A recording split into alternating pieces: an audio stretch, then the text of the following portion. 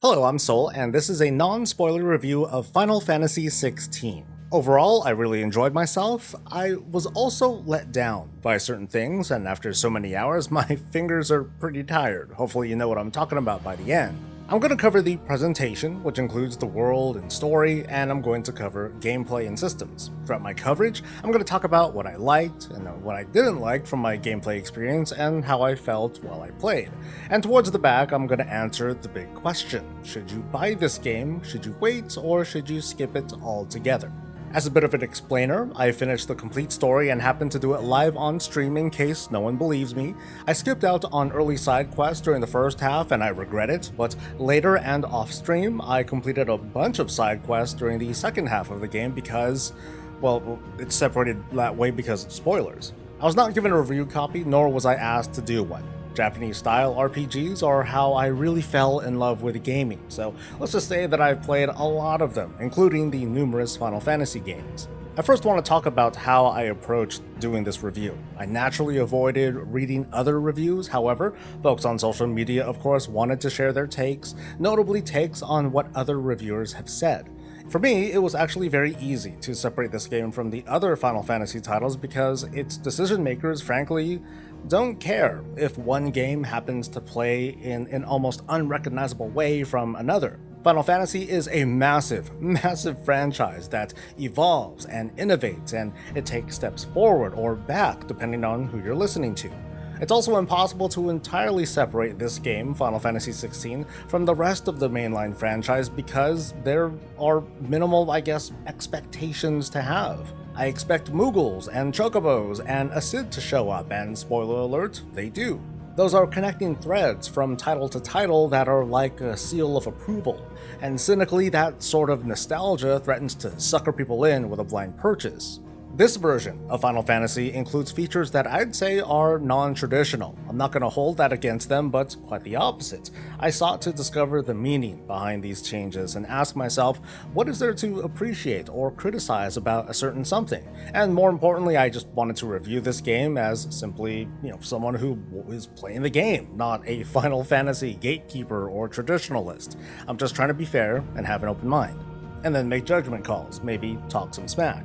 Final Fantasy XVI introduces us to, as usual, a new world with its own sets of rules and races and environments, so any attempt at building controversy around that is kind of a waste of breath. But this new world of Valisthea retains some Final Fantasy familiarity with the likes of magic, crystals, chocobo, and more, including summons, which are called icons. The time period is medieval, with a healthy dose of that good old lost ancient technology thing. But it's also, pretty grounded, with humans being by and far the dominant race, and only a handful of other humanoids like orcs and so-called beastmen. The game looks freaking amazing. It's the kind of amazing where you could show me the picture of the box and I'd be like, yep, I'm buying it. The character design feels unique from one character to the next, including of course the brooding protagonist Clive Rossfield.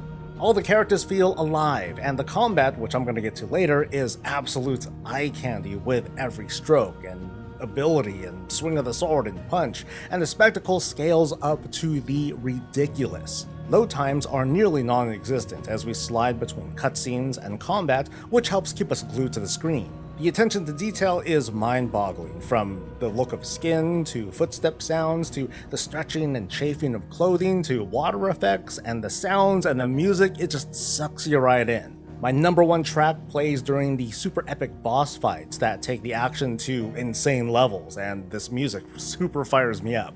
Final Fantasy has always placed a very heavy emphasis on storytelling, limited by the technology of its time. Final Fantasy XVI uses the current generation to dive into its storytelling at a new level, with very heavy use of voice acting and cutscenes that amounts to far more than previous titles. The production level is off the charts with a terrific voice cast, a convincing script, and very few errors, and by that I mean sometimes there's awkward pauses between lines, so they're more technical than artistic flubs. When talking about story, I need to tell it in two parts, in how the story is told and what is being told, without spoilers of course. And I'm gonna be honest here, the bones of Final Fantasy XVI's story is about as basic as you can get when it comes to Final Fantasy and numerous other Japanese RPGs. This is the kind of story that starts with undoing the status quo, and then it moves to quite literally saving the planet from a threat that is less about who they are but what they represent. I'm mostly saying that I found the theme to be the bad thing is bad, and the villain turned out to be exceptionally disconnected despite best efforts. And maybe that's the point, but I had a much stronger reaction when my dog got hurt by the mean lady, and I was like, dude, I'm gonna tear her head off. I will spoil this much, the dog is fine. So villain was kind of a meh, but those gripes aside, it's the in-betweens. It's the meat on the bones of this story that more than make up for its main baddie. There are dark turns and intense emotional moments that characters aren't afraid of sharing that'll get us invested into their development. The story isn't shy with exposition to keep us up to speed with what's going on and where we're going, and there are a few characters whose job is mostly to do just that. And it's not just what's going on, but how characters are feeling that give weight to what's going on. This production team was allowed to give tons of space for characters to grow at every story beat. I can't not gush over the details. It looks as if every animation is tailored for the situation. Characters have their own movements, their own gait, and everything to give them a convincing identity without trying to be too out there. The game doesn't skimp, not even during side quests or cutscenes. With every one, there's voice acting to familiarize yourself with who you're talking to. There's a bit of character development, and 90% of the characters you meet aren't just generic villager A, they're recurring characters you'll encounter multiple times because it's their quest, or it's someone else's quest, but that person has a relationship with them anyway. The game tries to get you to know numerous characters, each with a backstory that you're told about and a story that you help them create together. And the characters are just likable, from your basic brooding hero to the childhood friend to the guy that they say is old but I can't be right. And I'd show you more if not for, spoilers. So if you're here for a world to sink yourself into and characters to attach yourself to, you will not be disappointed. Alright, let's talk up gameplay, starting with the most notable difference from other titles in the series, Final Fantasy XVI's combat. It's real time, not unlike Kingdom Hearts, but it's closer to the likes of Devil May Cry. In fact, 16's combat designer did work on the Devil May Cry series, featuring combo moves and juggling attacks to take on and defeat enemies.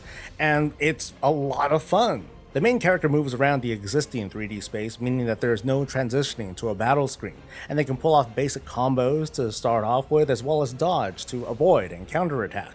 This steadily expands throughout the story to where beyond the basic movesets, players get access to a few dozen abilities and can choose 9 of them in a loadout, which offers a good bit of variety. Players can create their own fighting style that focuses a bit more on maybe ranged abilities, or defense, or crowd control, or just good old close-range violence. Abilities have different cooldown times, so in the thick of battle, it's going to be up to you to use the right moves at the right time.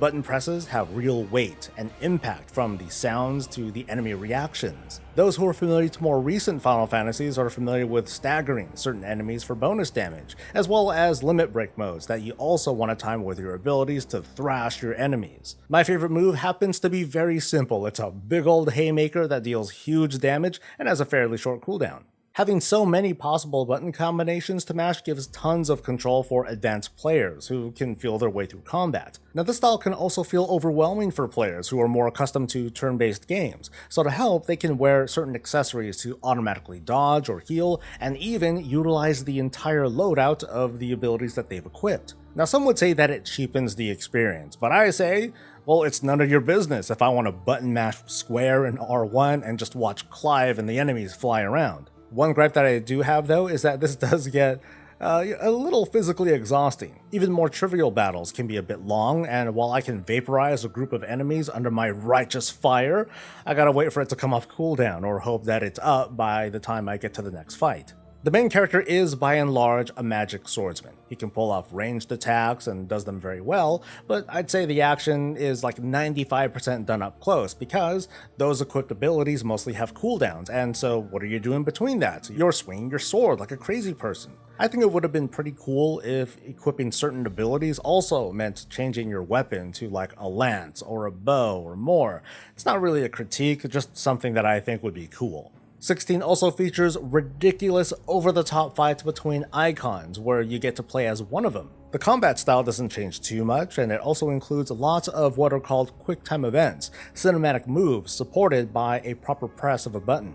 I'm actually reminded of a sort of obscure game from the past called Asura's Wrath, which features extremely similar combat to 16's Icon battles, where you have big cinematic hits with limited user control to make them feel like part of the action.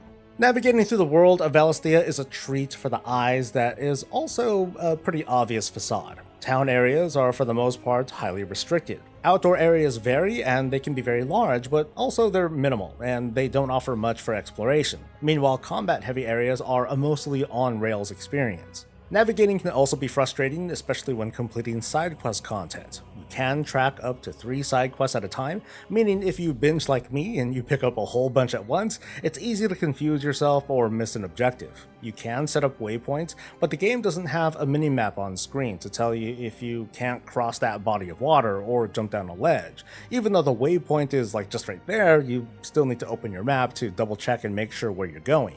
Like most role-playing games, we can find, buy, and even craft gear in Final Fantasy XVI.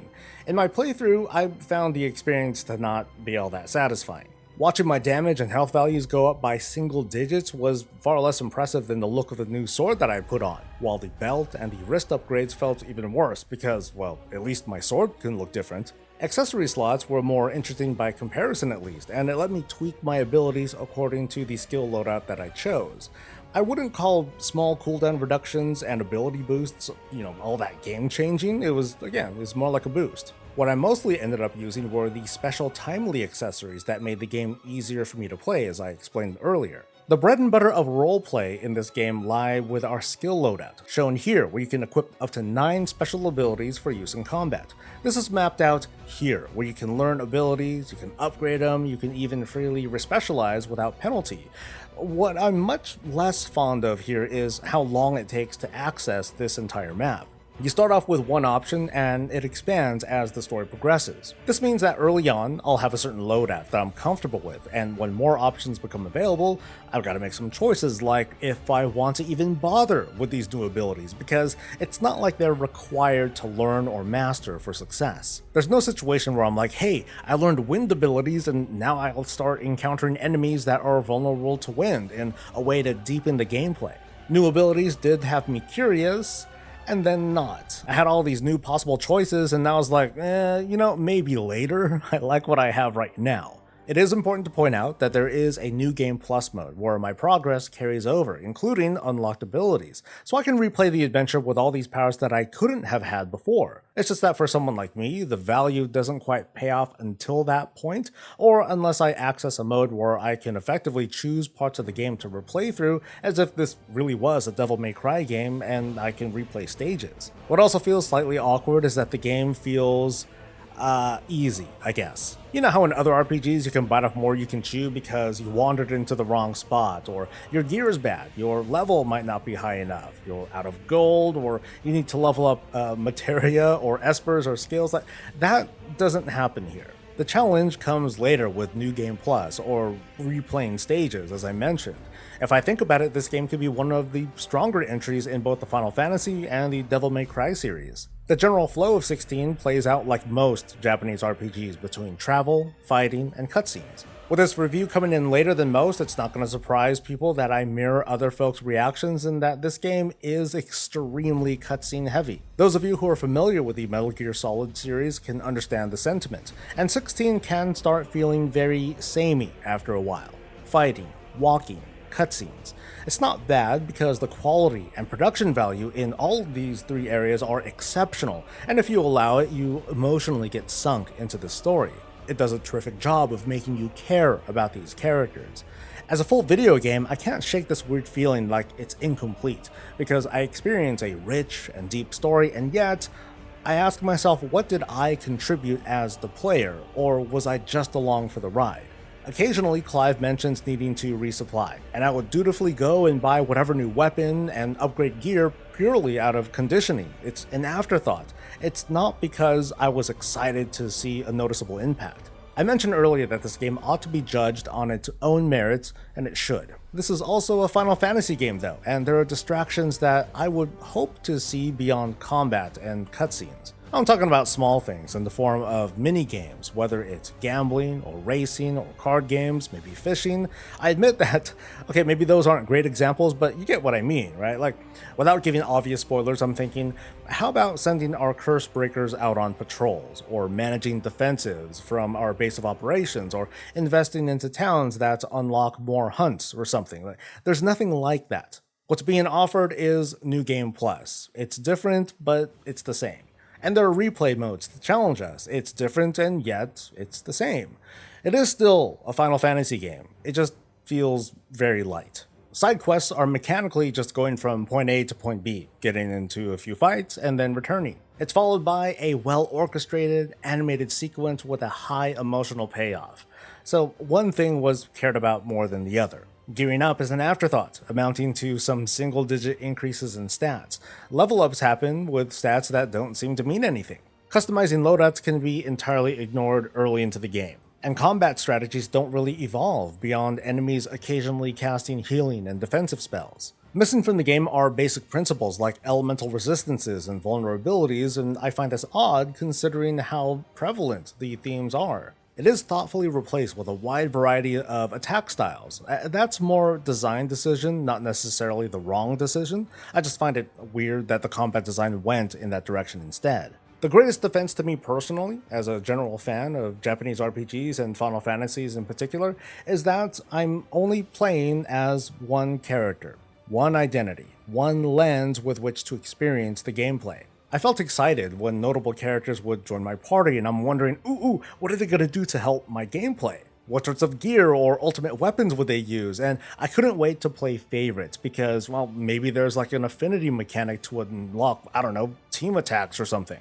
And there's none of that here. This game acknowledges your party in this nostalgic little corner, and calling for help is limited to your dog Torgal, who is the bestest boy. Other than that though, your party members don't add to your gameplay in the slightest, so there's no managing their health or equipment, there's no swapping people in and out because the story ends up pulling characters away for all the right reasons. It just made me as the player feel a little bit lonely on the field. I think of games like the Tales series. It's very action-oriented, but it let me choose between a number of characters to have on the field and to control. There were two moments in 16 where I did have a choice of having one person or another accompany me to complete some task, and without knowing how far I was into the game, I was like, dude, this is it! I finally get full agency. I can at least, I don't know, choose who comes with me from now on.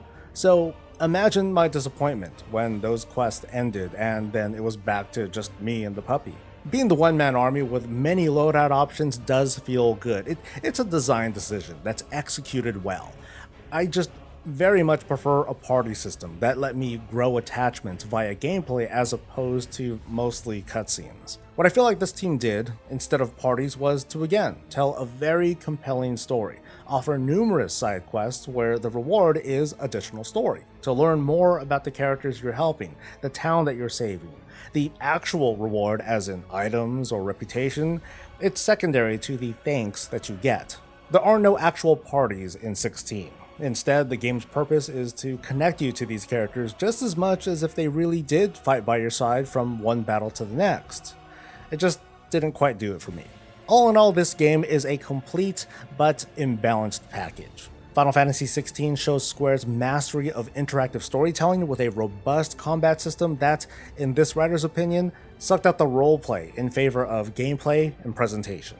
So, Final Fantasy XVI, buy, wait, or skip. While it is a great overall experience, this is a definite wait, and it's got nothing to do with this review. As a game that can be played offline, there's no urgency to dive in outside of not wanting to be spoiled. Unless you're a massive fan, I say wait for it to go on sale. It's a great game that performs well on the PlayStation 5, but unless there are other games on the platform that you've been wanting to play, on its own, Final Fantasy XVI is not a system seller. Reports are saying that a PC port won't be anytime soon, so this could be quite the wait. As a game whose strongest merits come from its story, one could argue that you don't need to buy it at all. Maybe you can just find a good Let's Play or one of those all cutscenes videos, and there's your experience. So that's the review. I do my best to keep these kind of short, and I hope that it was helpful and informative. And no need to hold back in the comments, fire away. I am interested to hear what you have to say, and Okay, now I can start reading up on other reviews to see just how out of touch I am. I mostly focus on the World of Warcraft games, so I'm interested to hear your general feedback to see if I should put more energy into these kinds of game reviews. So don't forget to like the video, subscribe to help me out, and I'll catch you later. Stay safe, stay healthy, and stay breezy.